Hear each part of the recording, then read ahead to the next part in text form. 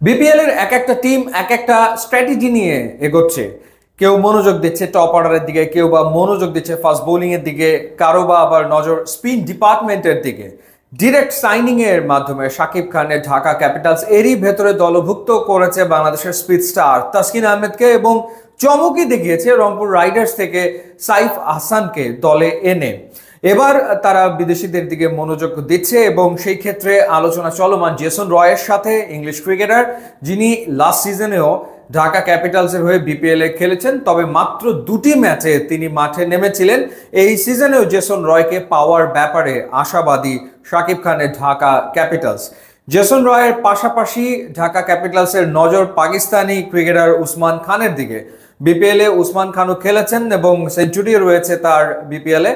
So Usman খানকেও তারা আসলে দলভুক্ত করতে চাইছে, তার সাথেও আলোচনা অনেক দূর এগিয়ে গেছে।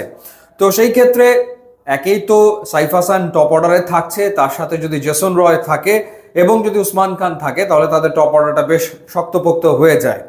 এদিকে রাজশাহীর দিকে যদি তাকাই, তারা এরই ভেতরে দুজন ব্যাটারকে দলভুক্ত করেছে ডিরেক্ট সাইনিং এর মাধ্যমে। নাজমুল হোসেন শান্ত তিনি রাজশাহীর অধিনায়কত্ব করবেন এমনটাই শোনা যাচ্ছে। পাশাপাশি বাংলাদেশের টি-20 ক্রিকেটার এই মুহূর্তে স্টার ওপেনার তানজিদ হাসান তামিমকেও তারা দলে নিয়েছে।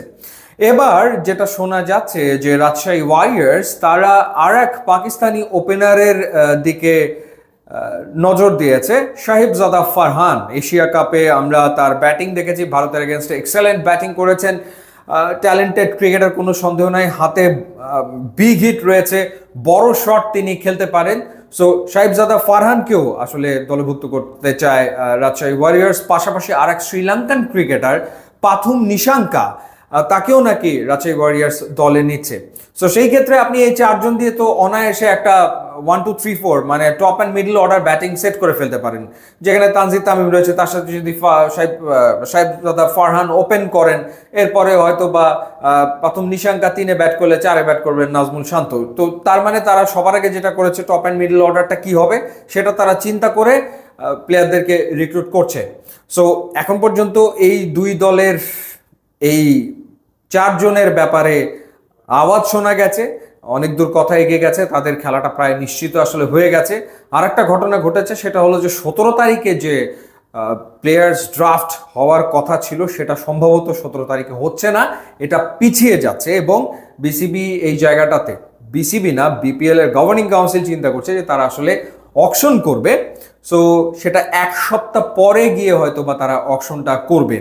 আগের যে প্রসেস ছিল প্লেয়ার্স ড্রাফট সেটা আসলে থাকছে না, সেই ক্ষেত্রে তারা অকশন করবে এবং অকশন কিভাবে হবে সেটা নিয়ে এখন আলোচনা চলমান রয়েছে বিপিএল গভর্নিং কাউন্সিলের সাথে। এই 5টা ফ্র্যাঞ্চাইজির ভেতরে কত টাকা তাদের জন্য ক্যাপ নির্ধারণ করা হবে, কয়জন প্লেয়ারকে তারা দলভুক্ত করবে এবং ক্যাটাগরিগুলো কীরকম হবে, বেস প্রাইসগুলো কীরকম হবে, সেই আলোচনা ঠিক এই মুহূর্তে চলমান রয়েছে। সেটার আপডেট হয়তোবা আমরা কাল বা পরশুর ভেতরে হয়তোবা পেয়ে যাব।